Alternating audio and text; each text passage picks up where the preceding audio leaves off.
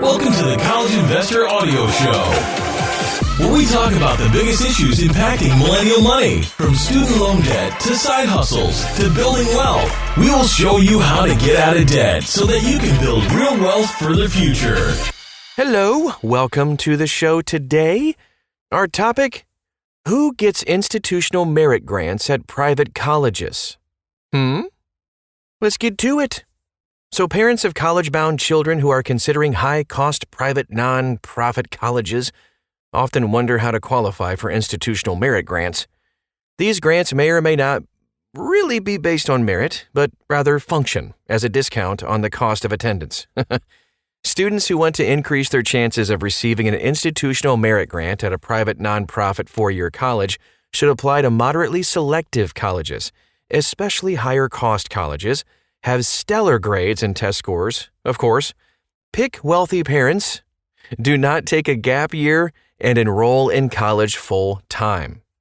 Those are the prerequisites, basically. Let's talk about average institutional grants.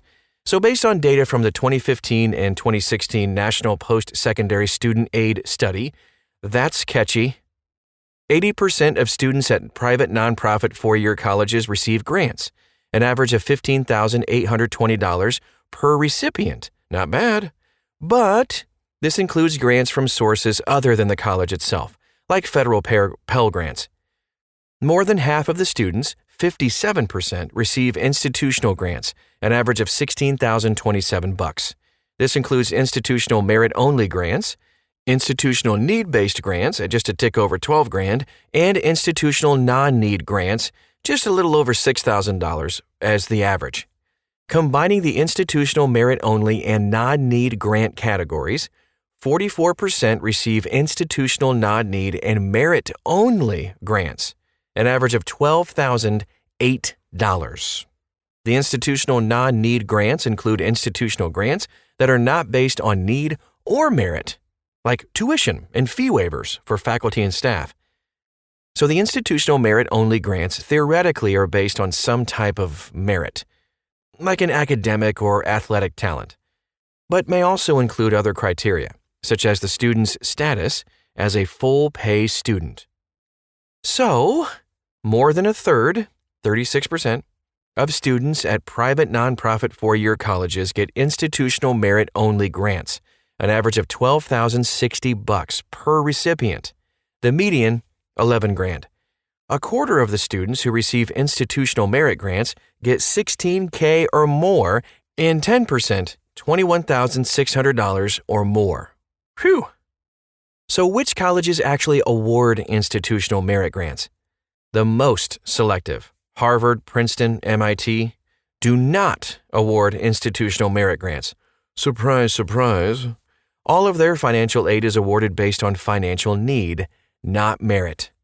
The next tier down, however, awards some institutional merit grants. They use the grants as a recruiting tool to attract wealthy students and talented students alike. Of the students receiving institutional merit grants at private nonprofit four-year colleges, 22% enrolled at very selective colleges, 69% at moderately selective colleges, and 6% at minimally selective colleges.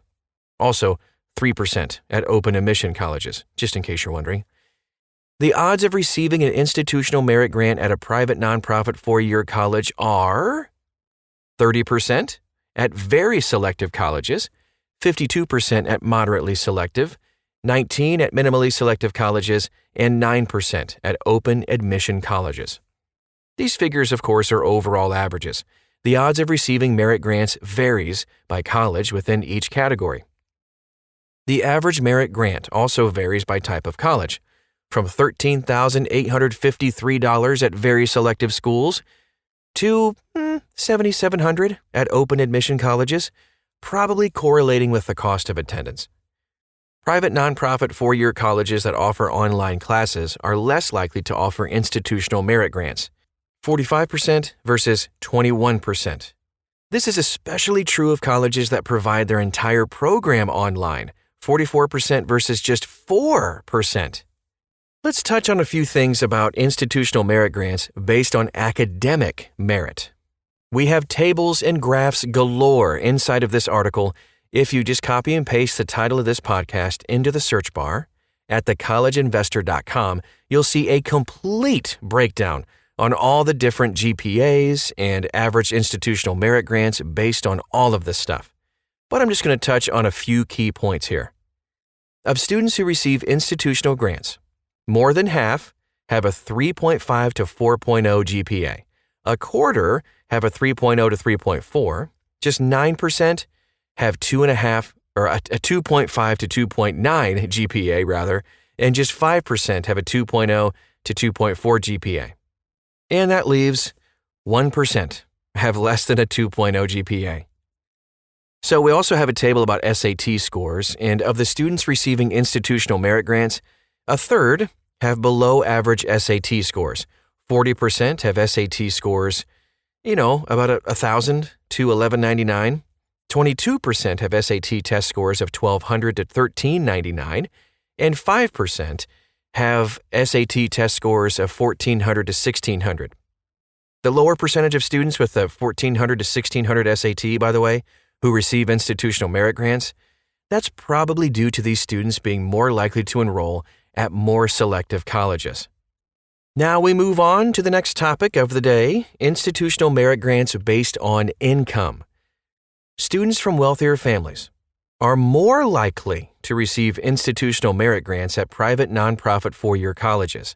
We have a table that shows this, of course, at thecollegeinvestor.com. And of the recipients of institutional merit grants, a third, 32%, are low income, a quarter are middle income, and 41% are high income. Moving on, institutional merit grants based on cost of attendance. So we have the table that shows that the percentage receiving institutional merit grants does decrease at the most expensive colleges, which may include some of the most selective colleges that do not award institutional merit grants whatsoever, which of course drags down the percentage. Institutional merit grants based on gender and race. Men and women are equally likely to receive merit-only grants. Good, and the average award amount is about the same. We have a table that shows that white students are more likely to receive institutional merit-only grants than minority students. They also receive larger grants, however. Let's take a look at institutional merit grants based on enrollment status. The statistics show that students who enroll full-time are much more likely to receive institutional merit grants than students who enroll part-time.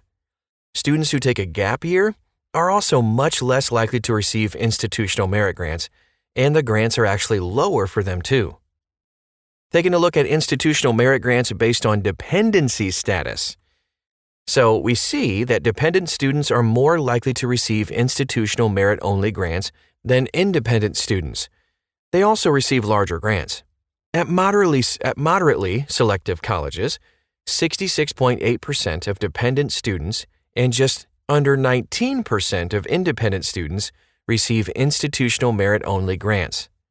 As we crunch the numbers even more, we see that veterans are less likely to receive institutional merit grants.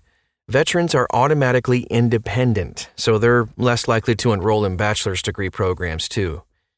Now, students who are married are less likely to receive institutional merit grants as well. Married students and students with dependents are automatically independent. Homeless students are also less likely to receive institutional merit grants.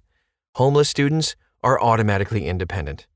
The last thing we'll look at today is institutional merit grants based on financial need. So students who file the FAFSA are more likely to receive institutional merit grants. Students who receive financial aid that exceeds their financial need are more likely to have received merit grants as well. That is our show for today, and you can see the tables and graphs and all kinds of really cool information about institutional merit grants inside this article at thecollegeinvestor.com. Thanks so much for stopping by today. We'll talk to you again real soon.